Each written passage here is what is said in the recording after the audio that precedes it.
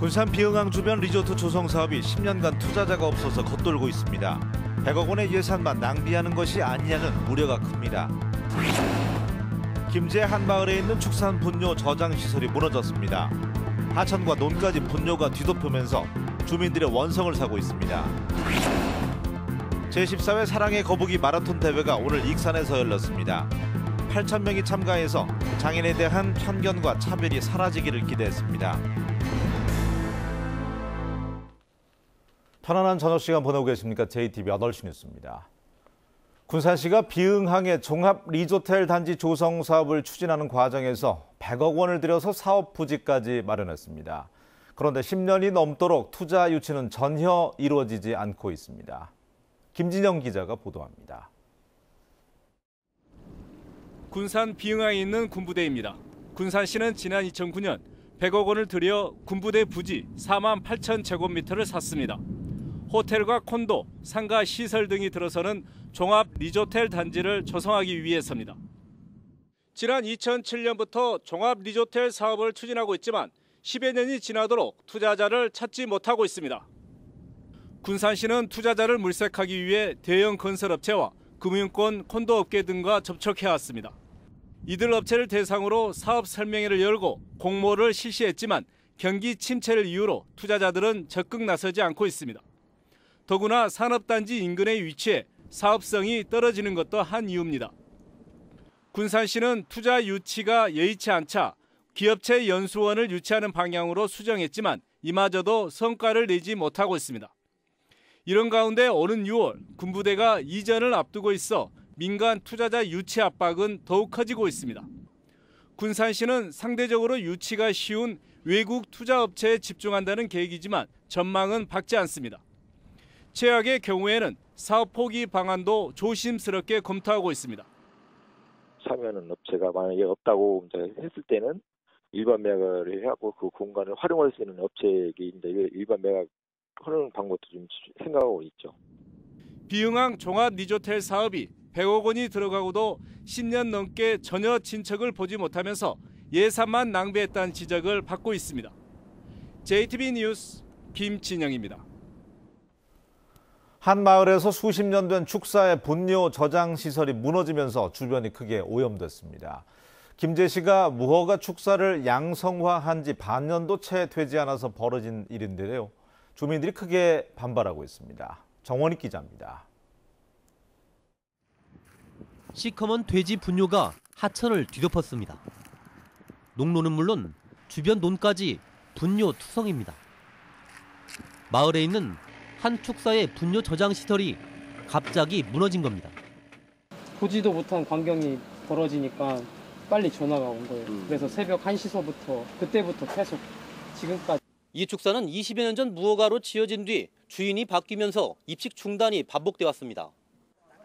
워낙 낡고 오래되다 보니 돼지 사육이 쉽지 않아 보이지만 지난해 10월 김제시가 축사를 양성화해주면서 합법 건물이 됐습니다. 한 달 뒤에는 주민들의 반대에도 본격적인 사육까지 시작됐습니다. 주민들은 김제시가 무리하게 양성화를 해주면서 반년도 채 되지 않아 이 같은 일이 벌어졌다며 분통을 터뜨립니다. 양성화라는 이름을 내밀어가지고 무조건 그냥 뭐 하기 이전에 시나 관리 감독하는 곳에서 나와서 한 번이라도 이 상태를 봤다라면은. 김제시는 규정상 현장 확인은 필요치 않다며 지금껏 팔짱만 끼고 있습니다.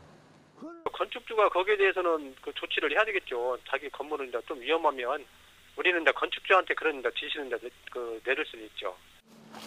김제시는 분뇨 누출에 대해 농장주만 검찰에 고발할 예정입니다. 김제시의 안일한 행정 탓에 마을은 마을대로 오염되고 농장주와 주민들의 갈등만 갈수록 커지고 있습니다. JTBC 뉴스 정원익입니다. 장애인과 비장애인이 편견과 차별 없이 손을 잡고 달리는 행사가 열렸습니다. 올해로 14번째를 맞은 사랑의 거북이 마라톤 대회 권대성 기자가 다녀왔습니다.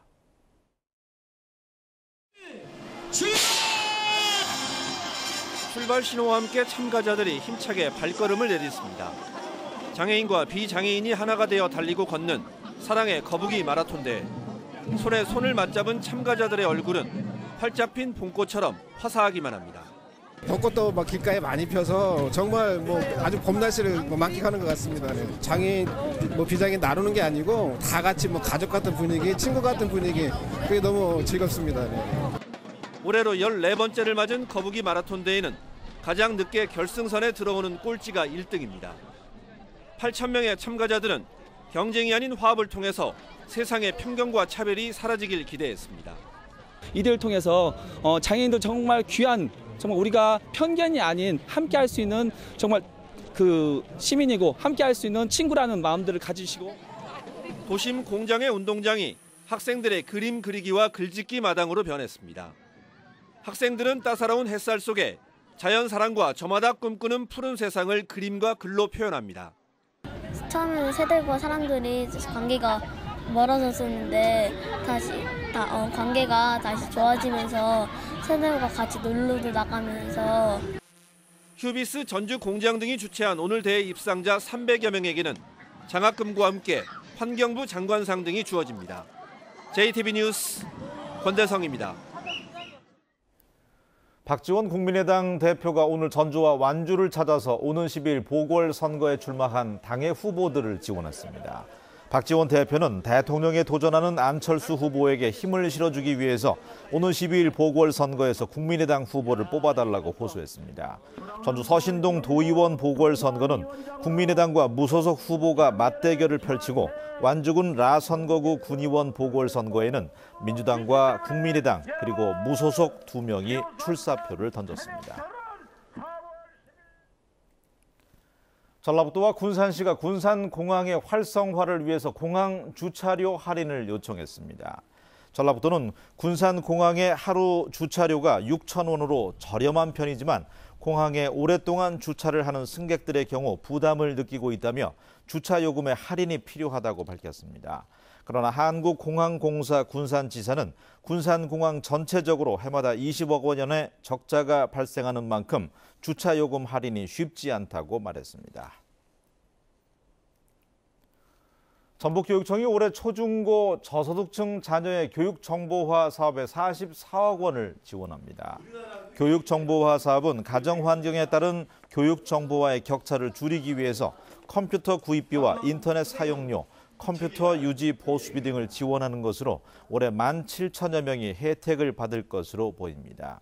지원 시기는 올 7월부터 내년 6월까지로 올해부터 조례에 따라서 일부 지원이 차상위 계층까지 확대됐습니다. 전주시가 숲속 놀이 활동과 자연 체험이 가능한 유아숲 체험원을 만듭니다. 전주시는 인후공원 10,000제곱미터에 체험 학습장과 명상 공간, 야생화 관찰장 등을 갖춘 유아숲 체험원을 오는 11월까지 만들기로 했습니다. 전주시는 지난해 아이숲 놀이터 2곳을 만들었습니다. 안전진단 결과 D등급을 받은 익산 평화육교가 오는 6월부터 재설치 공사에 들어갑니다. 한국철도시설공단은 오는 6월에 평화육교 재설치 공사를 할 시공사를 선정하고 본격적인 공사에 들어가겠다고 밝혔습니다.